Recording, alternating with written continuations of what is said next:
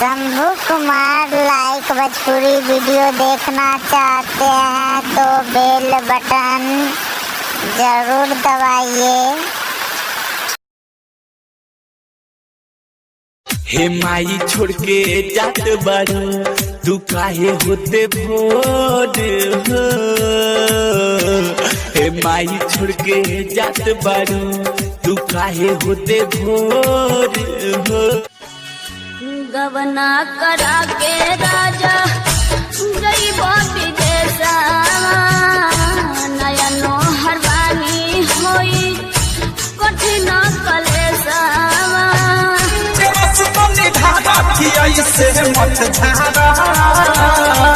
केहू और के बानी फिलहाल केहू और के बानी फिलहाल खिलाए न मत मारो कि हमार सूरतिया हो देखी के कपास गोले पिया हमार गाँव के स्कूलिया में आके फंस गए राजा जी हमार या के सरकारी रे। हमके पता चलल आज बा जेके चाहनी उहे धोखा बाज बा।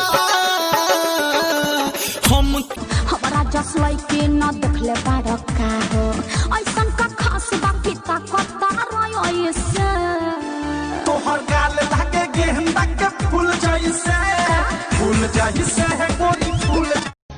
Ready 3, 2, 1 action start. गतान फटवाती हूँ बोझा बंधवाती गतान फटवाती हूँ बोझा बंधवाती हूँ हाथ क्यों